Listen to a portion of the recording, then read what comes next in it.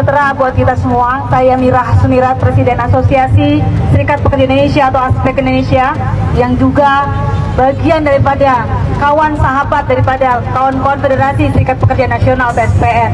Hari ini kami bersama kawan-kawan pimpinan Federasi Serikat Pekerja dan juga Konfederasi ikut bersolidaritas atas apa yang terjadi di dalam keluarga besar Federasi SPN terkait dengan kejadian di PT Gunbuster Nikel Industry.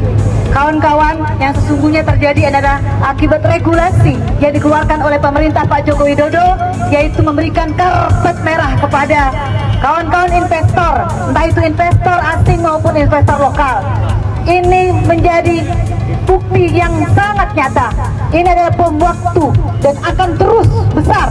Kawan-kawan, bagaimana tidak, banyak tenaga kerja kita pribumi yang sengsara di negeri sendiri. Bagaimana pemerintah memberikan karpet merah dan juga kesejahteraan yang lebih tinggi kepada tenaga kerja asing, padahal jabatan dan pekerjaannya sama, padahal kompetensinya malah lebih tinggi kawan-kawan pribumi Indonesia. Untuk itu kami mengutuk keras apa yang terjadi di PT GNI dan juga PT-PT pertambangan yang lain. Sesungguhnya bukan hanya terjadi di PT GNI, tapi banyak PT-PT pertambangan lain yang di luar sana yang juga mengalami hal yang sama, di mana tenaga kerja asing mendapatkan karpet merah. Kawan-kawan sekalian, ini adalah persoalan tanah air, persoalan bangsa sendiri. Untuk itu kami mengutuk keras, mengecam keras ketika ada pejabat-pejabat negara mau membela tenaga kerja asing, rakyat asing, dan menghina pekerja pribumi dan memenjarakan 17 tersangka yang saat ini dari kawan-kawan pekerja Indonesia. Kami minta bebaskan tenaga kerja Indonesia dari yang tidak mereka lakukan kesalahan. Mereka sudah melakukan aksi mogok kerja sesuai dengan konstitusi, sesuai dengan undang-undang dasar.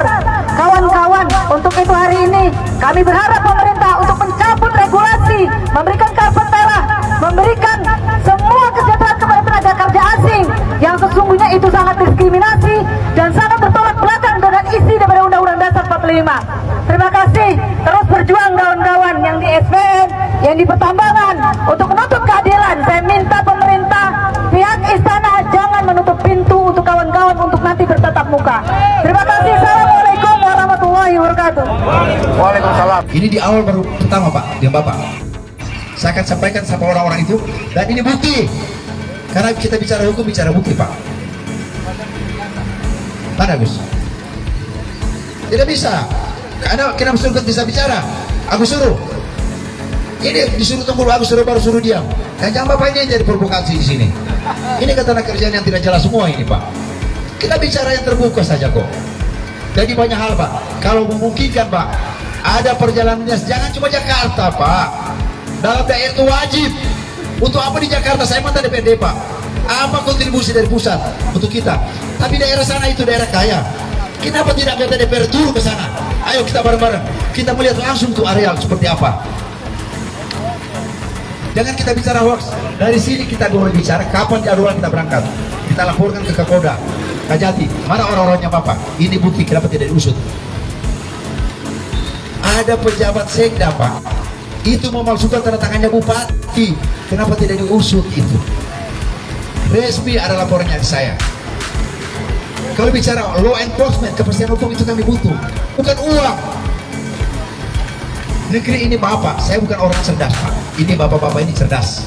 Artinya, yang satu saja yang kami butuh di negara ini, dalam bangsa kita ini, hanya satu apa? Kepastian hukum dalam bangsa hukum, law enforcement. Tidak ada dua. Kalau itu berjalan Pak, tidak berani orang melakukan cara-cara yang salah di sini. Tidak berani orang melakukan cara-cara yang kemudian melanggar aturan. Ini perbuatan melanggar hukum banyak. Depan mata kita lihat kelihatan itu Pak. Bagaimana reklamasi Blok itu? Bagaimana kejadian kayak Toja Udah itu sudah mulai masuk itu. Pengusaha di sana mulai masuk. Itu akan menciptakan konflik Pak. Seakan-akan ada ini teroris, seakan-akan orang ini jadi isu. Kita tidak menjadi masalah, silakan Anda masuk. Ikuti, ada aturan-aturan, ada mekanisme. Itu sudah diatur Pak, ketenaga kerjaannya, berapa luasannya, arealnya di mana. Kami tahu kok. Regulasi itu kan sudah ditetapkan oleh undang-undang. Yang rusak, makanya dititiplah uang reklamasi di situ. Sekarang jadi pertanyaan Pak, di mana itu uang reklamasi Pak? Triliun. bukan sedikit. Kenapa tidak dikasih sama orang-orang susah ini? Ya.